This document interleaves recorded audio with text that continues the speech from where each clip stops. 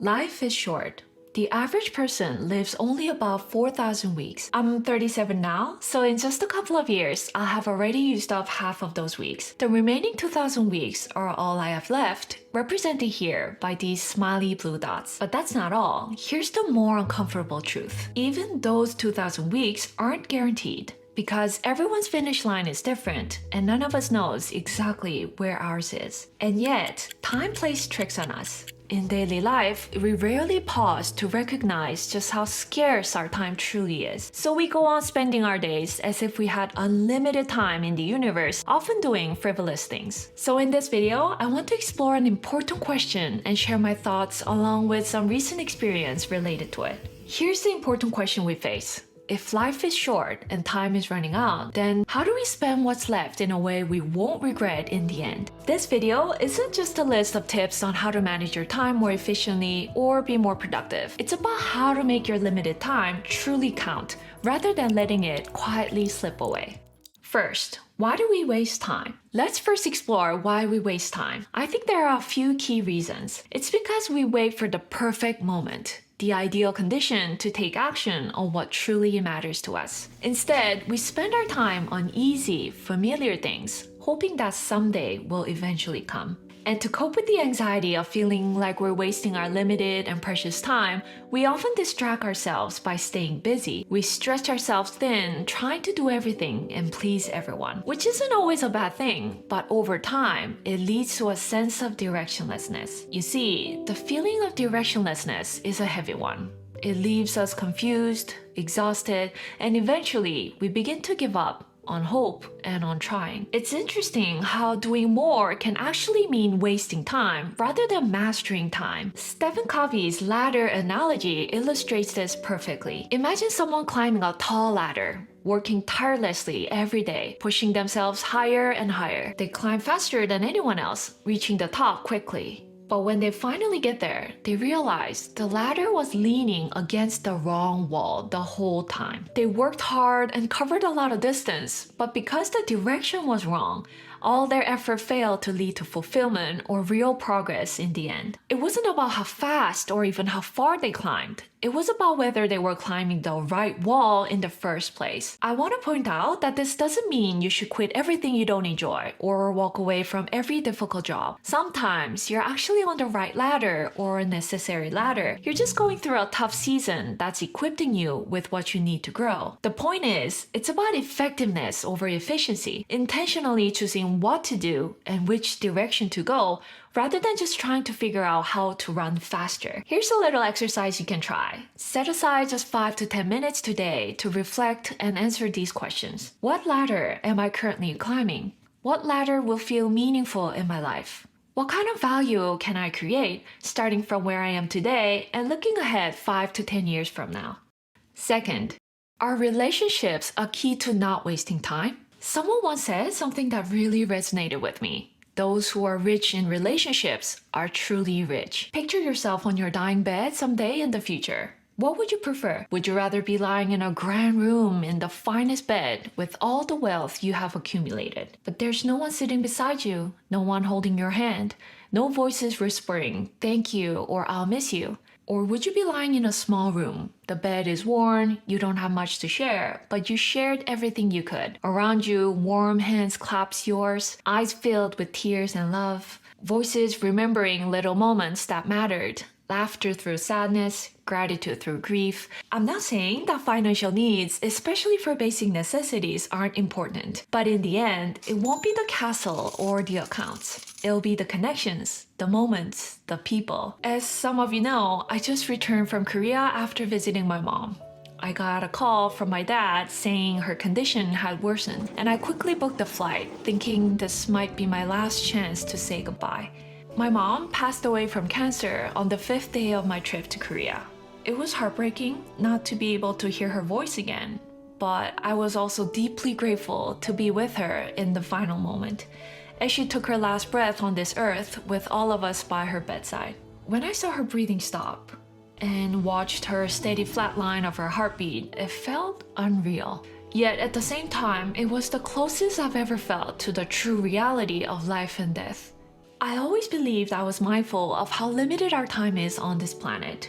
But losing one of the closest people in my life made that truth hit much harder. The undeniable reality that our time here is finite. But often, prioritizing what truly matters isn't always so simple. I've been guilty of it too. Working hard to provide for my children, which is both good and necessary. Yet sometimes, without meaning to, we get so caught up in work that we miss the chance to truly show up, skipping their soccer games, not spending enough time on small, everyday moments, or even tuning out their seemingly trivial voices. The danger is when the means becomes the ends, and the ends becomes the means, just like in the story of King Midas, where his daughter turned into gold eventually, something that was meant to be for her, not become her. Moreover, it's not just about your closest relationships. Even how you interact with people you meet for the first time can create powerful meaning and lasting impact. The story of Ken Wilcox illustrates this beautifully. Wilcox was overwhelmed by despair due to a toxic work environment and the loss of friends during AIDS crisis. One day, while walking down a street in Washington, D.C., he seriously contemplated ending his life by stepping in front of a bus. At that critical moment, a woman passing by made deliberate eye contact and offered him a warm, genuine smile.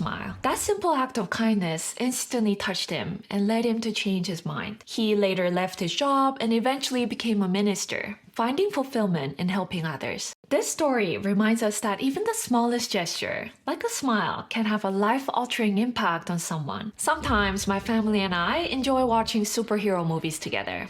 I remember us asking each other, if you could have any superpower, what would it be? And just having fun with it. But if you think about it, we already have power.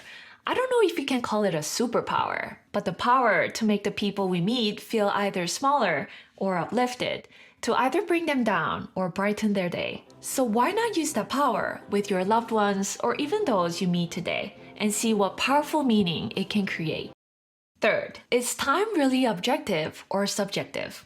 If you think about it, when we say life is short, it's actually a relative idea. What it really means is that the time we have in life is much scarcer than we often perceive. In other words, we somehow live as if the time is infinite, but the truth is, it's incredibly limited and precious. Eventually, whether through some harsh personal experiences or quiet moments of reflection, we come to realize just how little time we truly have to live meaningfully. With that in mind, there's something called the psychology of time perception, which highlights an important truth. We don't experience time equally. We feel it based on how we live it. For example, if you were to write your life story, you wouldn't allocate pages equally based on how many years have passed. Instead, you would naturally spend more time writing about certain meaningful periods of your life, while other years or seasons might be summarized in just a few lines. That's because in reality, our brain measures time based on how we perceive particular experiences, not by counting every second equally. When your days start to repeat exactly the same breakfast, same work, same every evening routine, your brain compresses those memories, making it feel as if those times disappear because they blend into just another ordinary day. On the other hand, when you introduce new experiences, no matter how small, your perception of time expands and your life feels fuller. It doesn't have to be a grand adventure. These are small things like stop for a moment and truly appreciate the cherry blossoms you would normally pass by. Take time to think differently about a subject you thought you already understood, perhaps while journaling. Start a new conversation topic with a friend or loved ones. Offer help to those around you, even in small ways. Or simply say hello to a neighbor or colleague you haven't spoken to in a while. These simple actions can bring more meaning and joy into your day because it's not about whether the tasks are big or small, it's about whether you can find meaning in the things you do. Just be mindful not to fall into these two common pitfalls. I'm already quite old and don't have much time left. What's the point of starting something new? Creating meaning and value in the time we've been given doesn't have to be huge. Small, consistent steps can lead to a significant impact. I'm still young and have plenty of time. I'll get to it someday. But maybe there isn't as much someday as we think, especially if we keep postponing things to a tomorrow that never comes, unless we turn it into today. One of the greatest benefits of realizing you only have a limited amount of something is that you're more likely to use it wisely, not mindlessly. If you had unlimited money in your account, you might be tempted to spend it on anything, just because you can. But if you knew you only had a limited amount of money in your bank account, you would likely be more intentional and plan how to spend it more effectively. The same goes for time. We all have a limited life account of around average 4,000 weeks. Maybe less or more. And knowing that gives us the opportunity to pause and ask, how should I use this time we have wisely? Which ladder is worth climbing? For me, journaling has helped immensely in approaching these questions and better understanding myself and the world around me. It's one habit I wouldn't trade for anything, and I've been doing it every day for over 20 years. If you'd like to know more about how I journal currently, you can watch this video. The link is in the description below. Life is short and often confusing or painful, but it's certainly worth it if you strive to find good and meaningful purpose in the midst of it all. As always, thank you so much for watching, and I'll see you in the next one. Bye!